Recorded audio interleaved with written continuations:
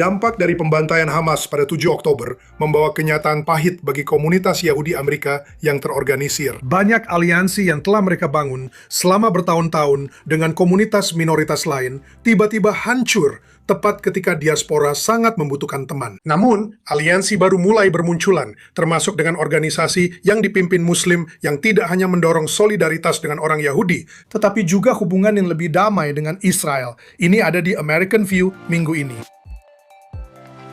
Selamat datang di American View. Saya pembawa acara Anda, Mike Wagenheim. Di sini bersama kita ada Anila Ali dari American Muslim and Multi-Faith Women's Empowerment Council, AMWEC. Terima kasih banyak sudah meluangkan waktu untuk bergabung bersama kami di sini. Ini adalah pekerjaan yang sangat penting dan aliansi yang sangat krusial yang sedang dibangun di masa yang tampaknya begitu genting dalam hubungan Yahudi Muslim dan Yahudi Arab. Maksud saya, bagaimana hal ini bisa terjadi pada Anda dan organisasi Anda? Anda telah menanyakan pertanyaan yang membawa saya kembali ke peristiwa 11 September. Saat itulah ideologi yang sama yang menyerang Israel pada 7 Oktober juga menyerang negara kami, Amerika Serikat. Dan pada saat itu, saya adalah seorang ibu muda, baru saja pindah ke Amerika untuk menjadi seorang Muslim yang bebas. Dan tiba-tiba, saya merasa perlu untuk mengatakan apa yang tidak saya dengar di masjid dan organisasi Muslim, bahwa kami mencintai Amerika. Kami datang ke sini untuk nilai-nilai Amerika. Kami datang ke sini untuk kebebasan beragama, hak-hak perempuan, dan kesetaraan. Sebaliknya yang saya dengar adalah menyalahkan Amerika atas peristiwa 11 September. Lalu mulai beralih ke menyalahkan orang Yahudi. Dan kamu tahu, saya baru saja meninggalkan begitu banyak negara Muslim, lalu datang ke Amerika. Dan saya sendiri, saya berasal dari Pakistan. Saya lahir di sana. Dan saya tidak pernah mendengar kebencian terhadap Yahudi yang begitu keji, seperti yang saya dengar di masjid lokal saya di Irvine, California Selatan. Dan ketika saya menghadapi organisasi-organisasi ini, saya menyadari bahwa mereka memiliki agenda yang sangat berbeda dengan seorang Muslim seperti saya. Dan itu adalah untuk mengambil alih peradaban Amerika, peradaban Barat, dan juga melakukannya dengan menciptakan suasana permusuhan terhadap orang Yahudi dan Israel. Dan saat itulah saya menengok garis keturunan Ibrahim saya sendiri, bahwa saya seorang Muslim. Saya lahir di negara yang berdiri hampir bersamaan dengan Israel. Itu adalah Inggris. Mereka membagi India dan Pakistan. Tapi orang tua saya, kakek nenek saya, semuanya lahir di India. Tidak mengajarkan saya untuk membenci siapapun. Dan mengapa kita di Amerika diajarkan untuk membenci orang Yahudi dan Israel? Karena konflik Timur Tengah yang sebenarnya bisa dengan mudah diselesaikan.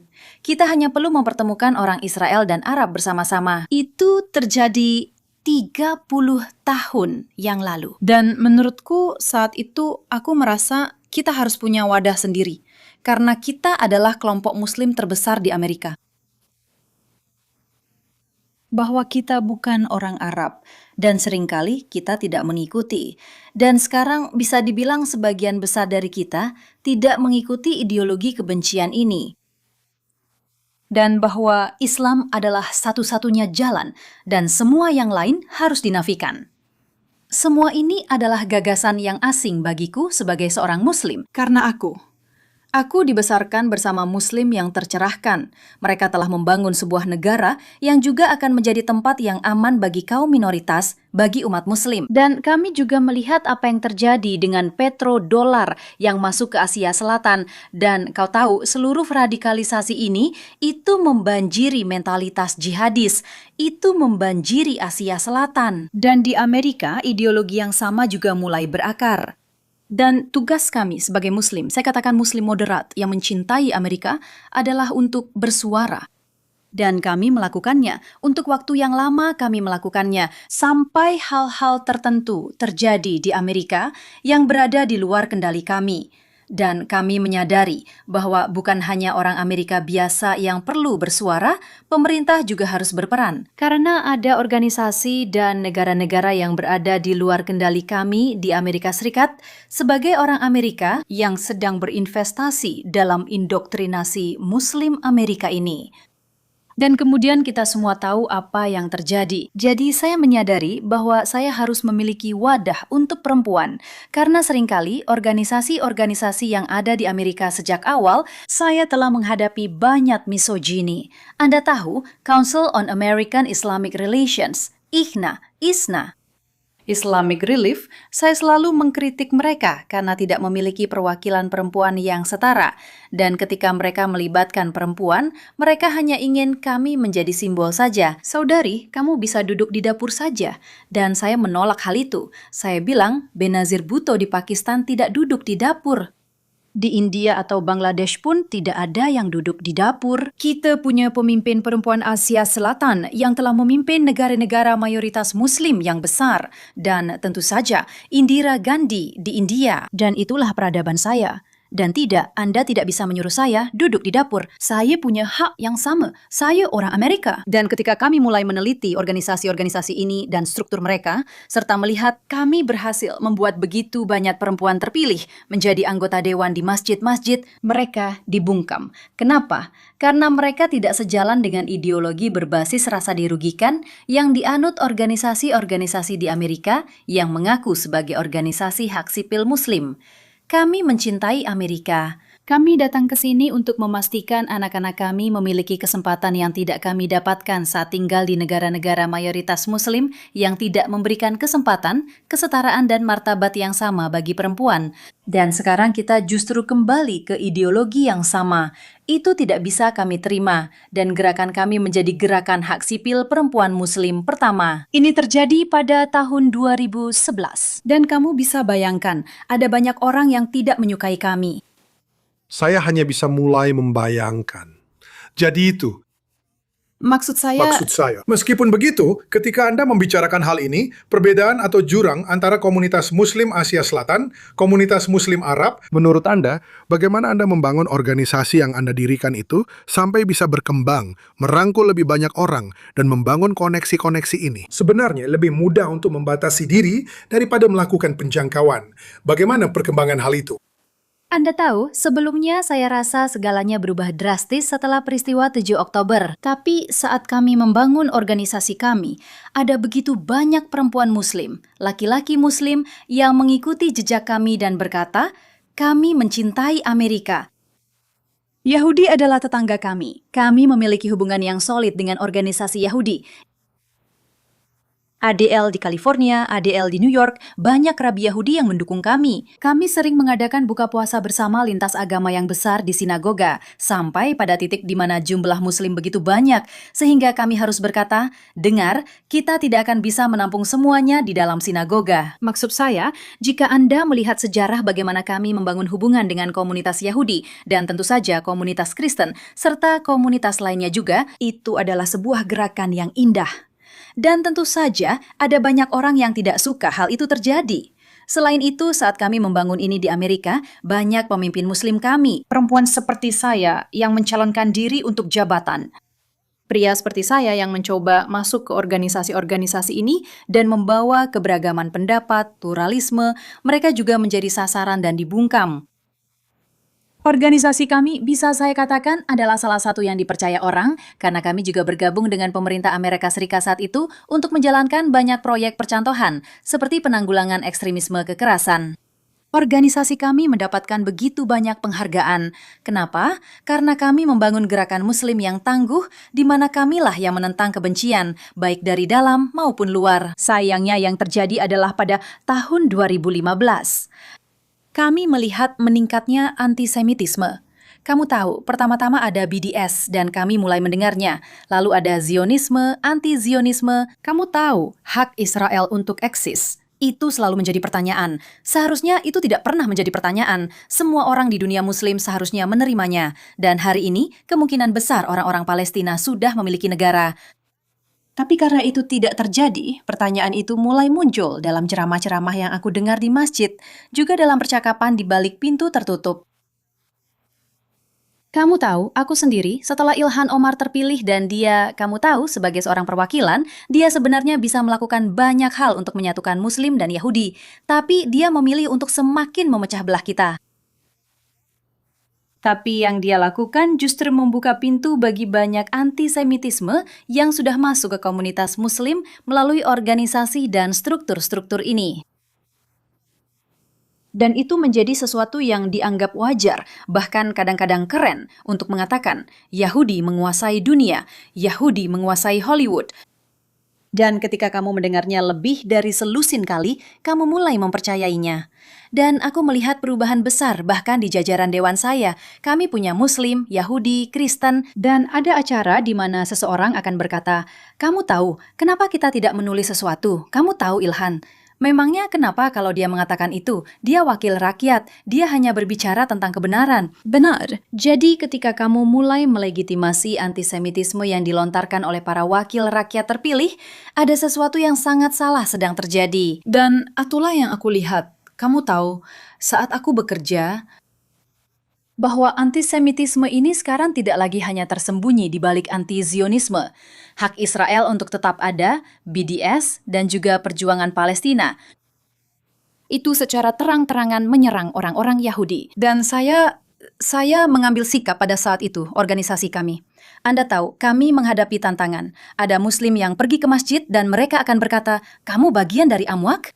Dan mereka akan melecehkan mereka. Mereka akan membungkam mereka. Banyak perempuan yang angkat bicara. Mereka mencalonkan diri untuk jabatan di Florida. Mereka mencalonkan diri untuk jabatan di Michigan. Dan karena mereka tidak anti-Semit, mereka tidak anti-Israel. Mereka dilecehkan, dibungkam, diintimidasi. Laki-laki juga. Dan kemudian hanya Dewan Pemberdayaan Perempuan Multiagama Muslim Amerika yang berdiri di sana sebagai mercusuar harapan bagi Amerika. Jadi saya ingin bertanya kepada Anda tentang ini. Karena sebagai seorang Yahudi, kami melihat secara langsung organisasi demi organisasi yang membangun diri mereka sebagai organisasi hak sipil, organisasi progresif. Meninggalkan kelompok, meninggalkan orang Yahudi. Pada dasarnya membiarkan mereka berjuang sendiri. Atau lebih buruk lagi, secara aktif menyerang. Apa yang membedakan kelompok-kelompok itu dari kelompok Anda? Apa yang Anda lihat? Apa yang Anda lihat yang tidak mereka lihat? Apa yang membuat kelompok Anda, gerakan Anda, dan orang-orang di lingkaran Anda tetap bertahan dan setia pada perjuangan ketika yang lain begitu cepat melarikan diri? Apakah ini proses yang panjang? Apakah ini indoktrinasi? Apa perbedaannya di sana? Karena saya sudah menanyakan pertanyaan ini kepada para pemimpin Yahudi berkali-kali. Mereka bisa memberikan 100 jawaban berbeda, seperti yang biasanya dilakukan orang Yahudi. Tapi dari sudut pandang orang luar, saya tertarik dengan apa yang Anda lihat. Kamu tahu, saya selalu percaya bahwa tenda Abrahamik lebih kuat dari apapun. Dan saya sendiri tumbuh besar dan alasan mengapa saya sangat percaya pada nilai-nilai dan persatuan Muslim, Yahudi, Kristen adalah karena nenek saya adalah seorang tokoh besar gerakan perempuan di India. Dan beliau adalah wanita Muslim pertama yang terpilih menjadi anggota Kongres di India yang didominasi laki-laki dan mayoritas Hindu, sementara Muslim adalah minoritas. Dan beliau banyak menulis tentang Islam, hak-hak perempuan. Jadi saya dibesarkan oleh para pemimpin seperti itu. Ayah saya juga, yang pernah bertugas di Inggris untuk Pakistan. Dan pada saat itu, kami melihat radikalisasi komunitas Muslim di sana. Dan beliau sering membawa saya ke berbagai daerah di Inggris. Dan apa yang beliau ajarkan? Persatuan Abrahamik. Dan mengatakan, kamu tahu, ini bukan Islam. Ini bukan budaya kita. Kita berasal dari peradaban lembah Indus, di mana kita mengasihi semua orang, di mana selama berabad-abad kita memiliki nilai-nilai murni, di mana agama Buddha berkembang, agama Hindu berkembang, dan kita tidak membenci. Dan rasanya seperti deja vu bagi saya dan saya merasa harus mengingatkan umat Muslim. Siapa kalian? Kalian berasal dari Nabi Ibrahim alaihissalam.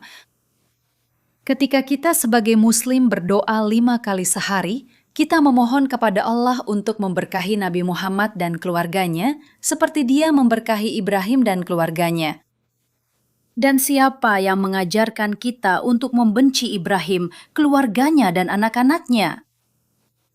Dan itulah dasar dari semua pekerjaan kami, bahwa Anda bisa saja memiliki perbedaan geopolitik. Anda tahu, Anda bisa berdebat. Anda bisa memiliki perbedaan pendapat. tetapi menyerukan pemusnahan ras Yahudi. Itu tidak Islami. Itu tidak sesuai dengan nilai-nilai Amerika. Itu benar-benar jahat. Dan ketika kami mendengar itu di balik pintu tertutup, saat saya mengadakan pertemuan dengan banyak pemimpin ini, mereka akan berkata kepada saya, "Tidak, saudari, kamu tidak boleh berteman dengan orang Yahudi dan Kristen." Dan kamu bisa bayangkan bahwa saya langsung kembali ke ajaran kakek nenek saya dan saya mengungkap tindakan mereka. Saya menulis di media sosial bahwa inilah pemimpin organisasi hak sipil yang katanya mewakili kita semua, tapi mereka tidak mewakili sudut pandang saya. Dan pada saat itu, kami memiliki gugus tugas tentang kebencian, dan mereka memberi kami sebagai Muslim moderat sebuah platform untuk menghadapi para Islamis yang duduk bersama kami. Anda tahu, banyak dari organisasi hak sipil ini, dan saya akan bertanya kepada mereka, saudara, Anda mengirim 5.000 pesan teks yang mengatakan Anila Ali terlalu dekat dengan orang Yahudi. Dan saya berkata, apa salahnya dengan itu? Dan kemudian penegak hukum akan hadir. Jadi itu memberi kami wadah, itu menguatkan kami. Dan itu membuat banyak Muslim kembali mendekat pada akar Abrahamik dan juga pada Al-Quran. Dan juga tidak terindoktrinasi oleh Al Jazeera yang sudah mengindoktrinasi kami.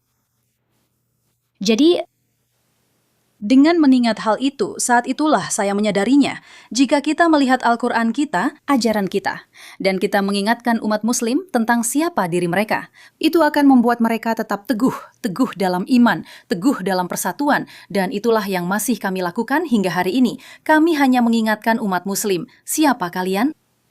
Tapi bukan berarti tidak ada perbedaan yang muncul, bahkan dengan di Israel. Ya. Selalu, bagaimana Anda mengatasinya? Bagaimana Anda menjaga perbedaan pendapat itu tetap dalam keluarga besar bisa dibilang? Bagaimana Anda dan organisasi Anda mengatasi perbedaan-perbedaan itu? Kami percaya pada pentingnya percakapan terbuka dan berdiskusi, membicarakannya.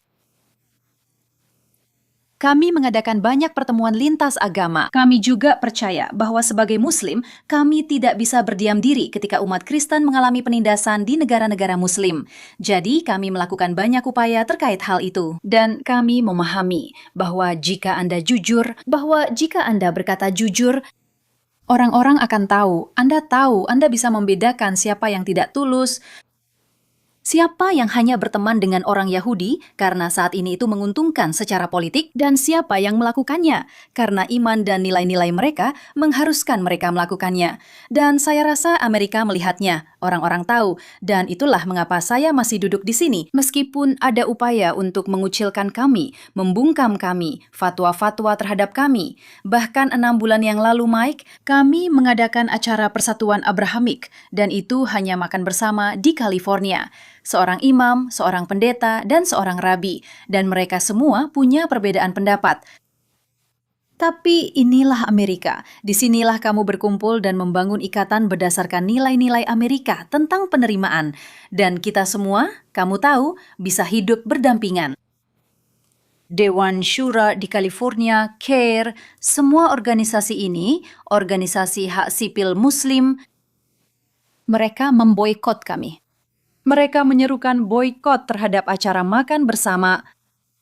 Tapi yang terjadi justru memperlihatkan intoleransi mereka sendiri. Dan orang-orang mengetahuinya, orang-orang melihatnya. Saya juga menyadari bahwa ketika kami mengatakan kebenaran, bahwa kamu tahu ada banyak sekte dalam Islam. Ada Syiah, ada Sunni, ada Ahmadiyah. Kami telah menyatukan mereka. Pernah ada masa ketika penegak hukum mencari bantuan dari kami sebagai perempuan Muslim dan berkata, kamu tahu setelah penembakan di Miami-Dade, itu. Komunitas LGBT sangat takut bahwa umat Muslim akan menyerukan kehancuran mereka. Dan apa yang terjadi? Dan Anila, bisakah kamu membantu? Kami mempertemukan Imam Ahmadiyah, Syiah, Sunni, tentu saja bersama pendeta dan rabi Abrahami kami. Dan kami mengumpulkan mereka semua di atas panggung di Amerika, di sebuah sinagoga. Dan kami berkata, mari kita bicara tentang kebencian. Dan kemudian pesannya sangat indah. Kita semua duduk bersama. Imam Ahmadiyah yang datang kepada saya berkata, "Tahukah kamu, saudari, ini pertama kalinya saya duduk bersama imam Sunni. Jadi perempuan memiliki, menurut saya, kita punya sesuatu yang istimewa." Saya akan bilang, cara untuk menghadapi isu-isu yang sangat beracun seperti ini, ide-ide yang sangat ekstrim, karena kita adalah sosok yang membesarkan, karena kita peduli pada generasi penerus kita punya cara untuk membimbing mereka. Kita punya banyak sekali contoh perempuan, kamu tahu, di dunia Abrahamik. Semua ibu kita, kamu tahu, dari Sarah, Hajar, Hadijah, sampai Maryam. Semua perempuan ini telah melakukan hal-hal luar biasa. Jadi kami berkata, kalau kita bisa menunjukkan kepada Amerika, seperti inilah kita bisa bersikap, kita bisa memiliki perbedaan pendapat. Tapi untuk Amerika, kita bersatu. Dan tidak ada tempat untuk kekerasan. Ngomong-ngomong soal itu, kamu memimpin delegasi Muslim, delegasi pertama yang dipimpin Muslim dalam Israel Day Parade tahun lalu. Tentu saja, karena seluruh parade berada di bawah ancaman kekerasan. Bagaimana rasanya? Terutama mengingat suasana tegang tahun ini dan rezim baru bisa dibilang di kota New York yang juga memperhatikan parade itu. Maksud saya, bagaimana rasanya memimpin delegasi itu? Saya tidak bisa menggambarkannya dengan kata-kata. Rasanya sangat merendahkan hati dan begitu indah melihat begitu banyak generasi orang Yahudi yang merupakan warga New York yang telah membangun New York, berdiri di sana dan mengucapkan terima kasih kepada kami. Anda tahu, seorang nenek memegang cucunya dan berjabat tangan. Lalu ayahnya datang dan mengucapkan terima kasih. Itu sangat merendahkan hati. Dan itu juga membuat kami sadar bahwa kami harus melakukan lebih banyak. Bahwa kami harus lebih berani. Bahwa kami harus lebih lantang. Tapi itu juga membuat kami sadar bahwa sebagai Muslim dan Yahudi, kami perlu bersatu kembali. Bahwa ada banyak Muslim. Kamu tahu, ada beberapa Muslim yang berkata, kami mungkin tidak akan ikut berjalan. Kami hanya akan berada di pinggir saja. Mereka semua maju ke depan. Bahkan, salah satu dari mereka berdiri di depan saya, dan saya melihat ke arahnya sambil berkata, "Oke, apakah kamu baik-baik saja?" Dan dia bilang, "Ya, ini sangat indah untuk dilihat. Kita lebih kuat jika bersama." Saya selalu percaya itu, dan bagi saya, ini adalah cara saya membalas kebaikan saudara-saudari Yahudi saya, karena setelah 11 September. Kamu tahu, saya dan seperti banyak Muslim lainnya, kami dipanggil teroris. Saya sendiri adalah seorang guru di kelas, dan banyak anak-anak yang sering dipanggil teroris. Saya sendiri juga mengalami banyak kejadian seperti itu. Tapi justru komunitas Yahudi yang maju ke depan.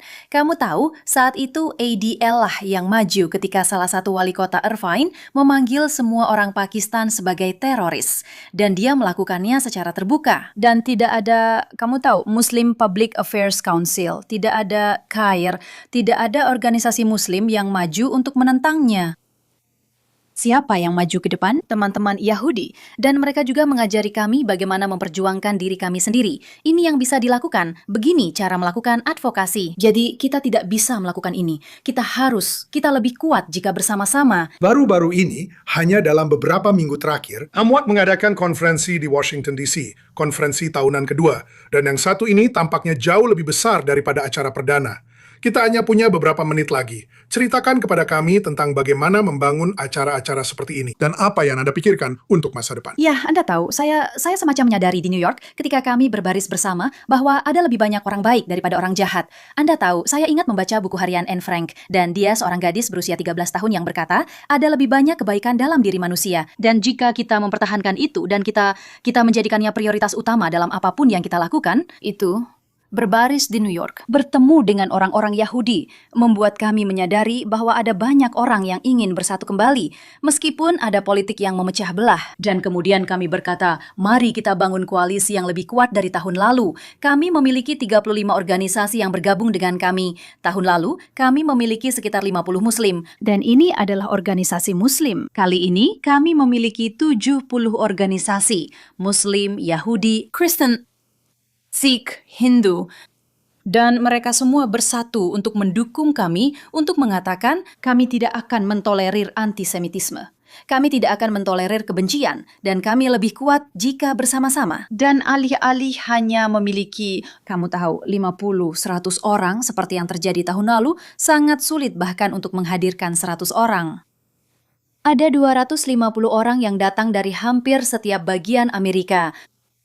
Dan ada beberapa imam yang telah memberanikan diri menghadapi badai dan datang. Dan tentu saja ada juga para rabi, organisasi, dan kelompok pemikir. Yang lebih penting, ada Muslim dari New York yang datang dan mereka berkata, kami akan mengambil tindakan soal ini. Dan semua orang sangat senang bisa berada di platform yang sama lagi. Menguatkan Amerika dan mengatakan kita lebih kuat bersama. Itulah yang ingin kami lakukan. Kamu tahu ada Muslim Maroko, ada Muslim Afghanistan. Kamu tahu ada orang Pakistan, ada orang India, ada orang Sikh. Dan mereka semua berbicara tentang bagaimana kita perlu membangun jembatan, melanjutkan itu. Dan tentu saja ada Demokrat dan ada juga Republikan yang juga sangat menghangatkan hati. Kami sangat didorong untuk melakukan ini dan meningkatkannya. Jadi sekarang kami terbuka. Jika Anda adalah sebuah organisasi di Amerika dan ingin bergabung dengan upaya Abrahami kami untuk menyatukan orang-orang, kami terbuka. Bergabunglah dengan kami. Bergabunglah dengan koalisi kami. Yahudi dan Muslim, Demokrat dan Republikan. Semua orang. Haleluya. Ganila Lee, terima kasih banyak sudah meluangkan waktu bergabung bersama kami di sini. Dan kita akan berbicara lagi dengan Anda minggu depan di American View.